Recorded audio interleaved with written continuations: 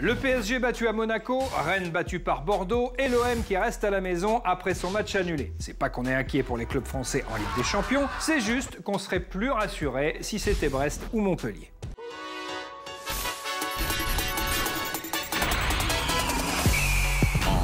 I know you're a superstar, a supernova shining, you can see from super far.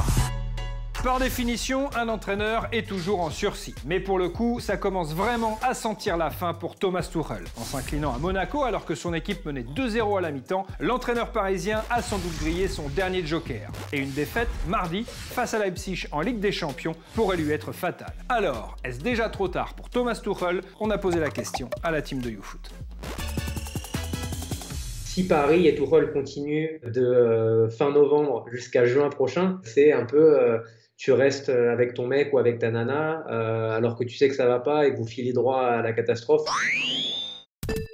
Si on ne gagne pas contre Leipzig, ça va être très compliqué. Pour moi, c'est sa dernière chance. Il abat sa dernière carte. C'est l'occasion pour lui de prouver une fois de plus que tactiquement, il sait manœuvrer contre cette équipe parce que tactiquement, en ce moment, je vois pas grand-chose de la part de Thomas Tuchel. Je suis pas un mec alarmiste, mais là, pour Paris, si tu gagnes pas en patron contre Leipzig, genre même si c'est une victoire de crevard ou un truc comme ça, je pense que c'est difficile. À part retournement de situation rocambolesque, je pense que Tuchel, c'est la fin qui commence. Oui, de toute façon, il faut que ça s'arrête avant la fin de l'année. Là. Avant Noël, il faut qu'on le libère. Hein. Et encore, il a de la chance.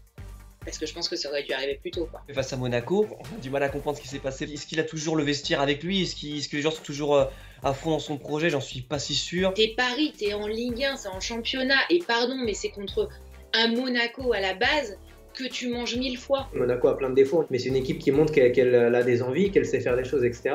Et derrière, Paris, défensivement, c'est la cata. C'est la cata. C'est peut-être ça le plus gros drame à Paris aujourd'hui. Ça résume parfaitement les mots du PSG depuis plusieurs mois, c'est-à-dire un manque de liant quand ça ne marche pas, un manque d'autorité, un manque de cadre et de leader. Je sais pas si c'est le pire Paris Saint-Germain de l'Arcatari, mais on est vraiment dans le top du pire, entre guillemets. Je pense que Thomas Tuchel, il est en roue libre. Il est en roue libre très clairement. Dans ses déclarations d'après-match, il part dans des métaphores et dans des images. Il est plus très rationnel. Je suis jamais du côté où il faut virer le coach vite, personnellement. Je pense que c'est toujours bien quand les gens ont du temps pour travailler.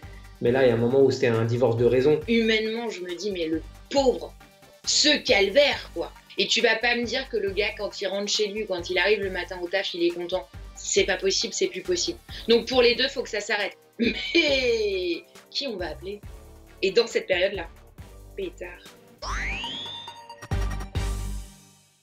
Dans un match de foot, le spectacle n'est pas que sur le terrain. Mais comme en ce moment, il n'est pas vraiment dans les tribunes, Abdoulaye Sarr s'est tourné vers le banc de touche pour suivre Christophe Galtier, l'entraîneur lillois, hier face à Lorient. Alors ok, c'est pas du Luis Fernandez, mais au moins, il ne passe pas tout son match assis sur une glacière.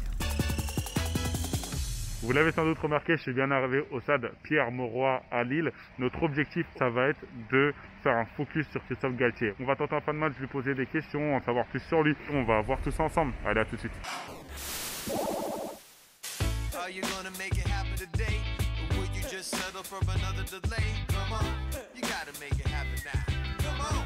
Je sais pas si vous entendez, il y a les supporters invisibles qui donnent de la voix, qui sont en train de chanter comme pas possible. Non, plus sérieusement, c'est les ambiances sonores qui sont mises dans les stades de foot pour donner quand même une impression de présence de supporters. Hein. C'est toujours mieux que rien, hein. Ça fait quand même du bien. On est actuellement à 7 minutes de jeu.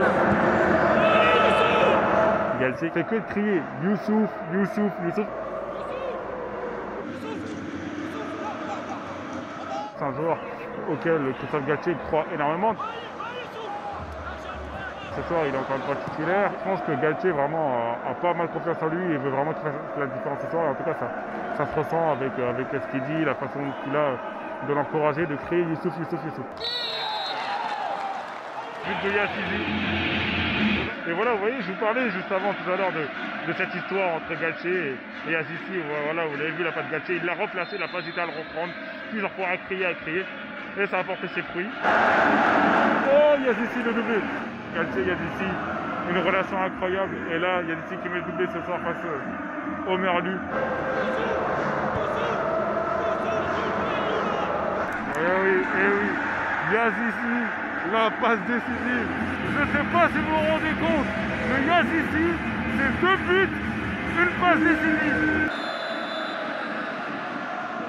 4-0 pour Los. Le match vient de se terminer. Moi, je vais courir en zone d'interview parce que j'ai pas mal de questions à poser aux joueurs, mais surtout à monsieur Christophe Galtier.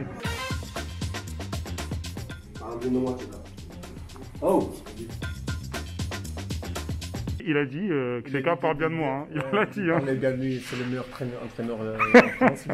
C'est très bon travail avec le coach. Depuis que je suis arrivé, c'est toujours très disponible pour les joueurs. Il m'a fait beaucoup grandir aussi. En disant ces paroles-là, c'est qu'il était titulaire ce soir face à Milan.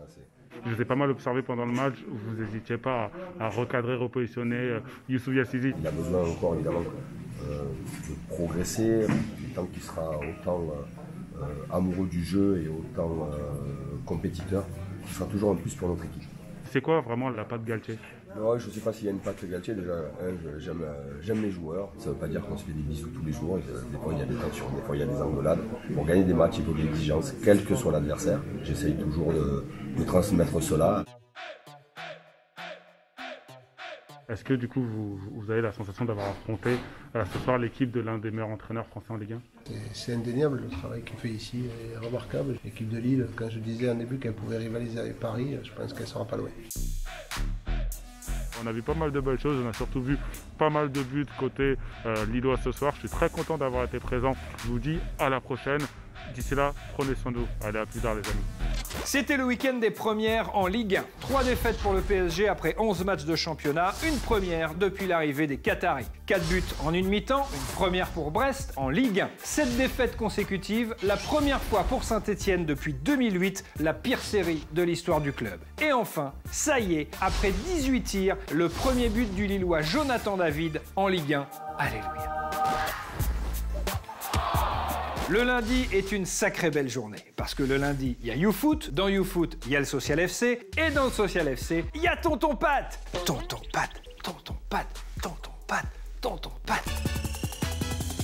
Rudy, God meatball, ja den God meatball, vamos posai. Déni, mytho et adoption, c'est parti pour le Social FC. You see what is possible if you believe. C'est ça, les gars. Et oui, quand on y croit, on peut gagner 3-2 contre Paris après avoir été mené 2-0. Les Monégasques ont pu compter sur le héros du jour. Man of the match. Man of the match. L'ancien de la maison Fabinho y allait de son petit mot. Félicitations à tout le monde, tous les joueurs d'Ague Monégo. Et bien sûr, on a fêté ça comme il se doit.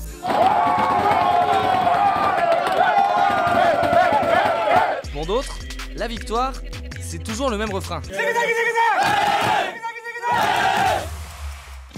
La Ligue 1, comme partout, ça peut vite devenir mytholand. L'angevin Ismaël Traoré fait genre « j'ai joué dans Matrix et c'est trop bien ». Morpheus. Le Nantais Imran Louza fait genre « je commente le match des copains et c'est trop bien ». Nantes-Metz avec Imran Louza au commentaire, t'es chaud ou pas? Je suis super chaud. Et le Strasbourgeois Jean-Eudes Aoulou fait genre « je danse comme Michael et c'est trop bien ».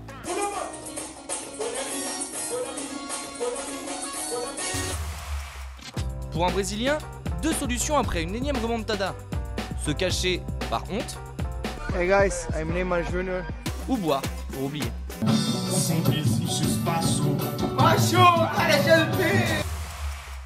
Kevin était grand. Kevin était fort. Mais ça, c'était avant. Chaque année, de nombreux Kevin sont laissés sur le bas-côté par leur club. N'abandonnez plus les Kevin.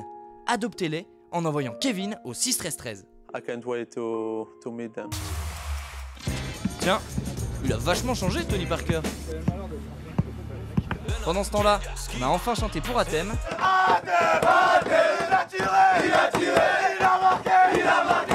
Et c'est comme ça qu'on l'aime notre Ligue 1. Le foot continue sur l'appli Free Ligue 1 Uber Eats avec tous les buts, tous les résumés des matchs et des contenus exclusifs. Activez bien les notifs, vous saurez peut-être qui est le prochain entraîneur du PSG. C'est mieux que YouTube et c'est presque mieux que YouPorn, ça s'appelle YouFoot et ça revient vendredi.